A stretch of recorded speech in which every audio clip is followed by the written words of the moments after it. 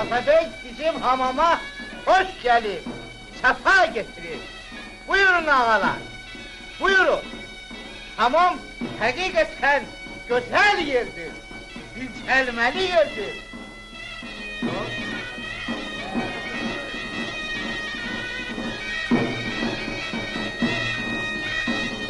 Bu istidat orada serinlenmek olar.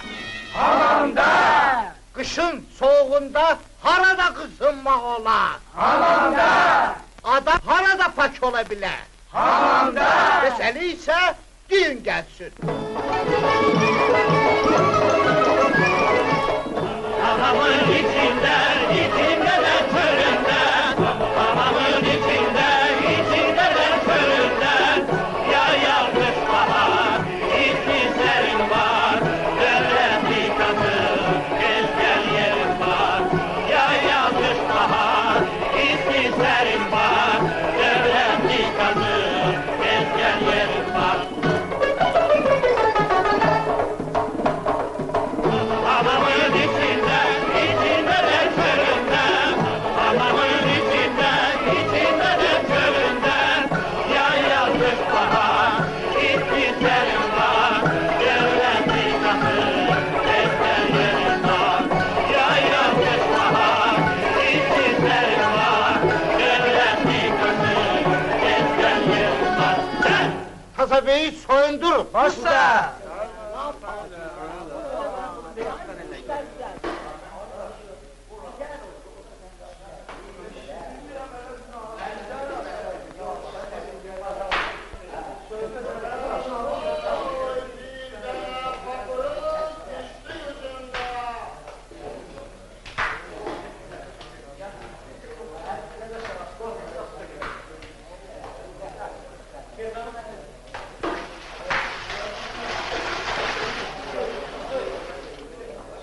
Hamama söz ola bilmez. Yaxşı, bəs hamam pulunu kim verecek?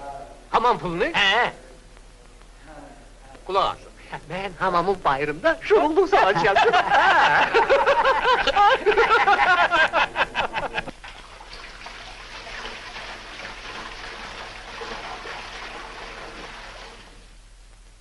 He, meşedi. Hamam hoşunuza geldi. Çok yaxşı hamam idi. Ölü girse dirilip çıkar. Evet. Dirilip çıkar. Eğer benim başımda 1000 manatlık papak olaydı ve onu getirip bu hamama atmış olaydılar, ben onun dalınca gelmem. Meşhedinin hatırıdır. Hatırın hoş olsun. Pardon, ben başa düşmedim. Bu hamamdaki sudur, ya bozbastı. Ben burada kalmaram. Bu hamamçı meşhediyse, oryan, sen! Evet. Ara. Arıca Hasan kulübü. O da dayanır. Hadi git.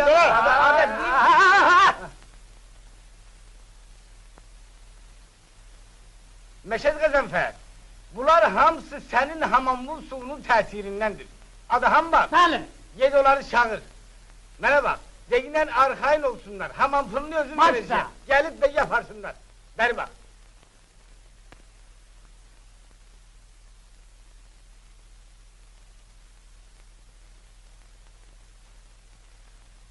Ona.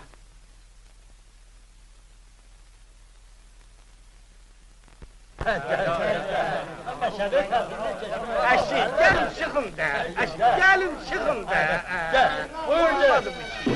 Buyur. Sağ ol. Sağ ol, Meşed Gazanfer.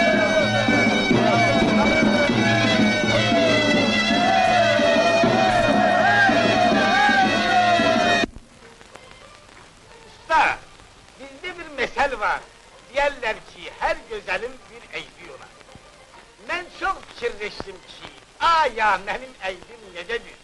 İndi bilmişem ki benim bir eybim varsa o da eyipsizliğimdir. Ama pis giyinmemişim ha. Teşkilatı çağırın.